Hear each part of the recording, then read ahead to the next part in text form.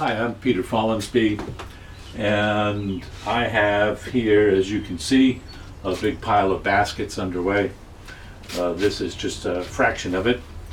I've been splitting and pounding this ash log apart for a couple of months now and weaving up baskets. There's probably 24 of them here in the shop right now.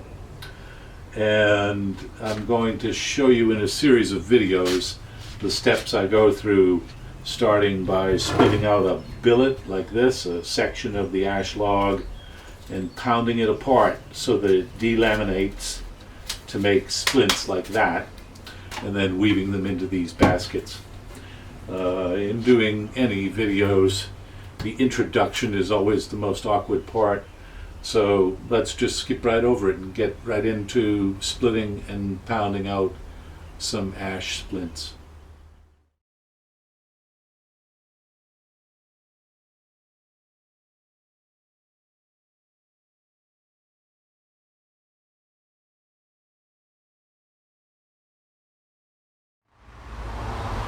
There's a lot of noise in the neighborhood today. Not sure if this will work, but I need to split out the stuff to get more basket splints out of this ash. And this one is about 4.5 feet long. And what is it? It's maybe 6 inches across here. As I look at it, and I know from working the bulk of this log, the outer bit here, where usually the best wood is, that grew very, very slowly, and to the point where their splints are a little brittle and tend to break. So for this particular section, the best stuff is in here. Straightest, the growth is considerable enough that it will yield really good splints. This stuff gets a little faster, but the main problem in here is just this irregular tearing of that split. Looks to be a bump right about there as well. So my first split is really going to divide this heartwood and sapwood. And I have a very thin wedge that I use when I start a split. And I'll just lay that right in there. Oops, not like that.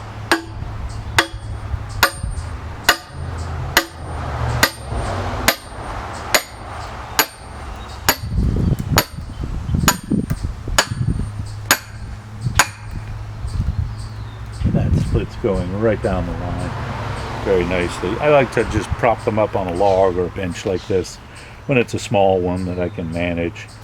It just keeps me from having to stoop over. And this wedge is so thin, there's no real benefit to driving it in more. It's mostly just to start the split. This little wedge will be fine.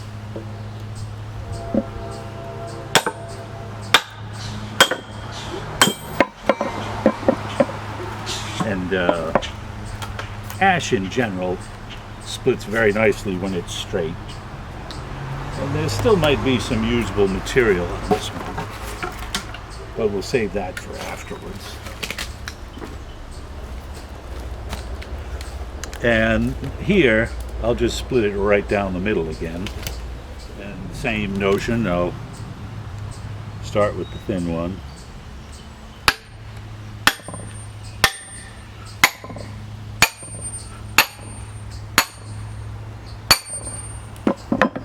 And then put this wedge in here.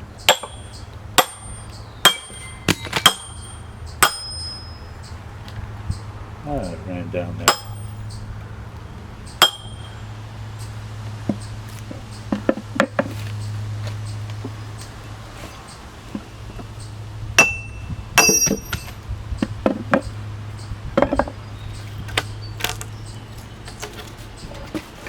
So that split tapered out there at the bottom, but it'll still make fine pieces. These long ones are mostly for weavers, and now I'll move over to the riving brake and work on using the froe to get this stuff out. So that line between the normal growth and that slow growth is roughly in the middle of that height. So that's where I'll knock the fro in. I'll start to split this down.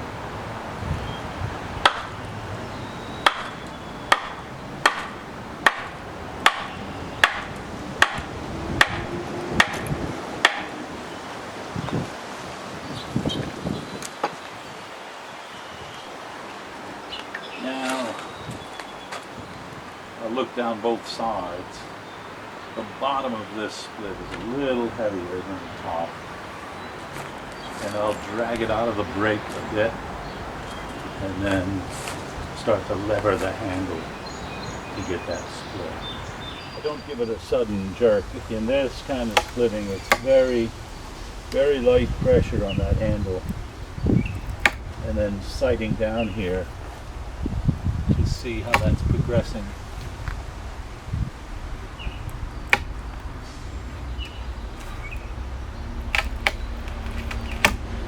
Really just lightly prying it apart.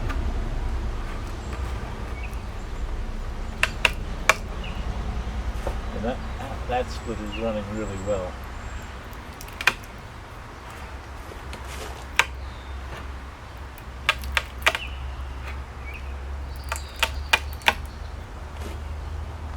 By now I'm near the end of the stick. There isn't a lot I can do about directing that split. Now I can just give it a good twist, and it's done. That almost split on a growth ring. There's one growth ring right here, and a little bit on top of one. So that was almost a perfect split. It was real close to one.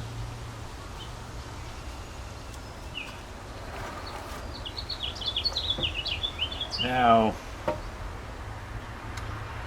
this is tapered in its width a good bit. I don't need wide stuff. These are weavers, so these are narrow. And it's hard to pound something 2 inches broad with just a little sledgehammer I'm using. Get this right first. So same split as before.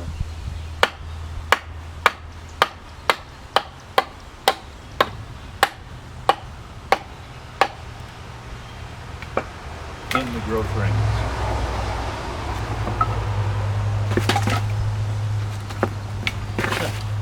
Doesn't want to get out of my way.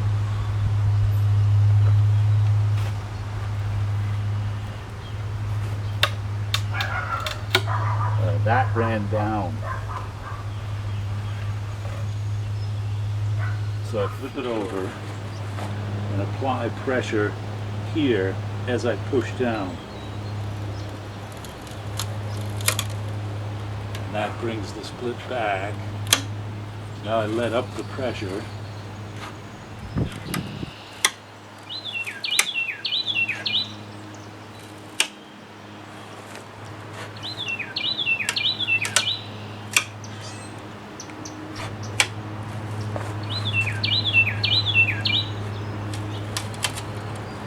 Pulling down on the bottom one ever so slightly.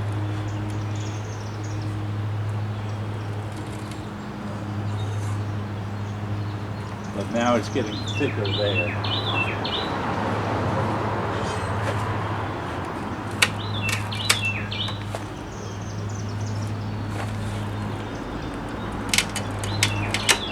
Tore across.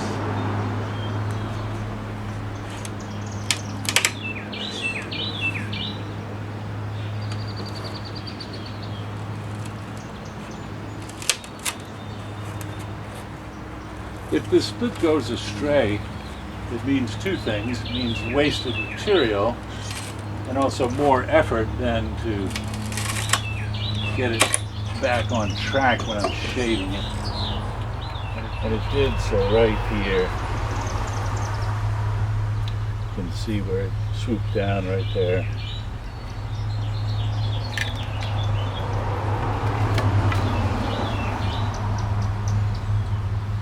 And the reason I wanted to make that split is because of that pie-shaped section there. To split that vertically, this would get so narrow. Now this top one, I can split vertically.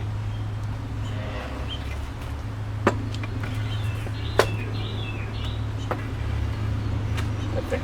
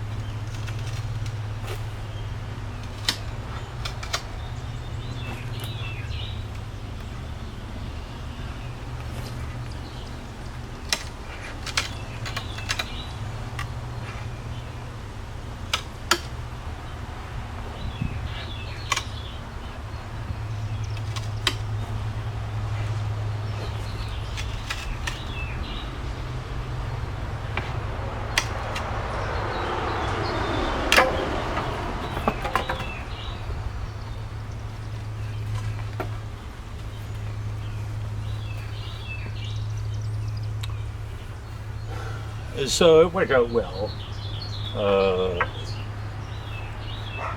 You can see that I got 2 out of it, and I need to even the width of these anyway, but now it'll be easier to pound to get more uniform material out of it, and stuff a little more useful to what I'm after.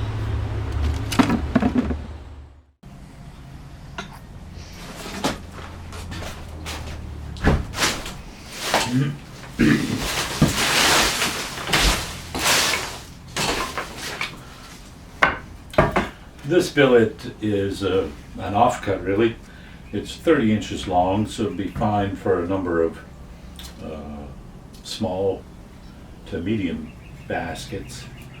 And it's as nice and straight as you want, so well worth taking the time to dress it and get it in order. And as I said, that top surface is way out of the growth ring plane, so that'll be where I first address the draw knife work. And for that I used the shaving horse, just a foot operated vise to grab that piece steady, so you have 2 hands on the draw knife. And I slice with the knife. I'm starting the cut on this side of the knife, and as I'm pulling it towards me, I'm also sliding to my left like that. That way you utilize the full length of the blade. And I'm looking at the pattern as I cut through these growth rings, and that's what I'm basing my progress on, and also eyeing the end grain here where I can see what I'm after.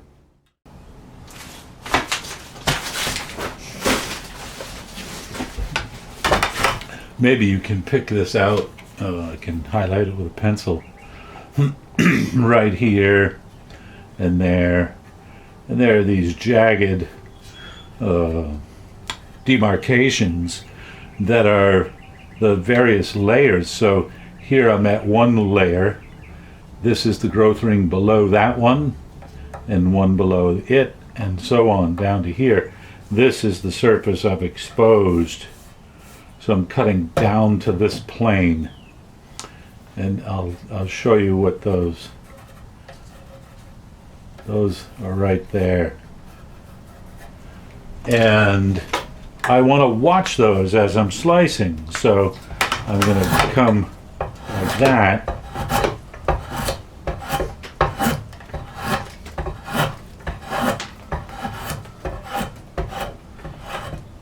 So here I've extended this surface now. I'll come back.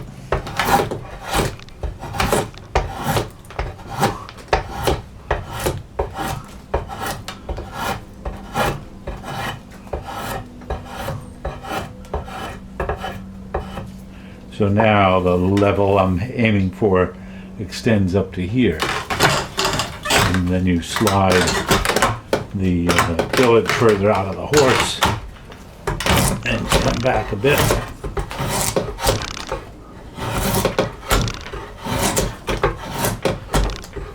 I want to be careful now with my cut that I don't cut through this layer. I really want to, so I'm sort of lightening up the end of my stroke right there. Taking a lighter shaving right here.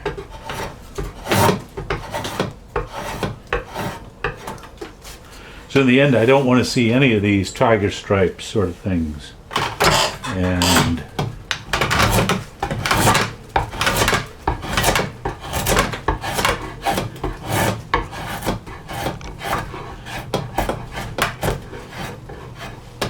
that.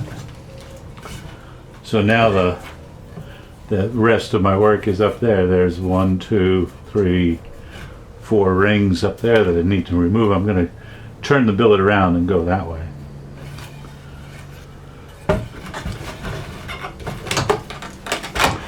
So I won't start here, but I'll start here. This is the highest level I have on here right now.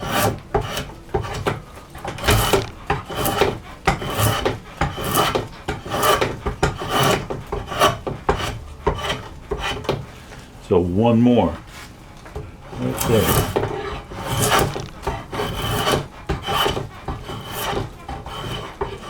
It's very fussy drawknife work, but it pays off because that's one growth ring running the 30-inch length of this billet there. And same sort of scenario on the underside now. But I'll clean up the width of this. I don't know how if you can see all of that. It's 1.5 inches there and 2 inches here. So I'll trade some I'll get rid of some of that width and then even up the other section of it. And then these splits are nice and straight. This is the straighter of the two. So I'll clean that off. By cleaning off, I just mean shave it enough to get the ragged bits away, even it up a little bit. Like that. It doesn't need to be dead flat like furniture work. I can eyeball it. It just needs to be clean enough. Now I'll shave that surface, and you can strike a line on there if you want. I usually don't, but that is simple enough, and that gives me a ballpark of where I'm going to. Take the corner of the line.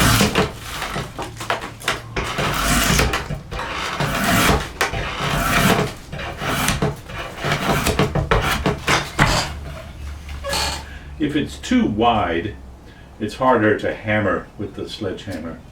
And you run a risk then of splitting it that way. So I've found I like to keep them pretty narrow. Inch and a half would probably be the most of it. And now I'll do that last surface, the other growth ring plane.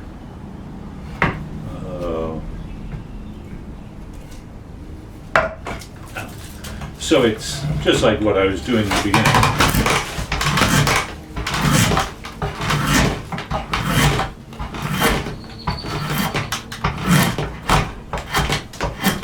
And that's about where I'm going.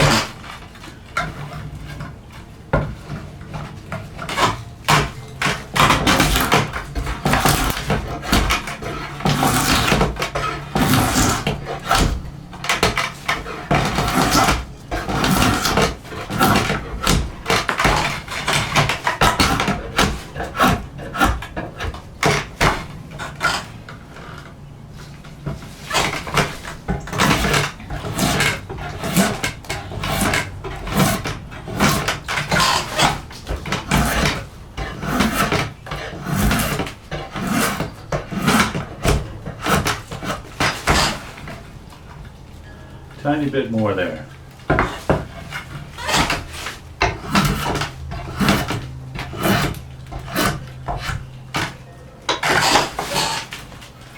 It's not quite, it's sort of a parallelogram rather than a rectangle. And it's a little bit thicker than I usually pound. It's fairly slow growth. The growth rings are pretty close together, so I think it will separate without too much effort. Some of it is heartwood, the darker colored ash, and some of it is sapwood. There's a little bit on this end. This was the cut from the log from 2 weeks ago now, so it's begun drying right there a little bit. Might even have a little bit of cracking and checking. I'm going to cut an inch off of that to come back to fresh wood. Will be more moisture in it here than just even an inch out there. It probably wouldn't make a difference. I could probably pound and separate that, but it doesn't hurt any to get rid of that drier bit right there. This end I just cut today, so I know that end is wet. And then I'll go out to the block and pound it with a sledgehammer.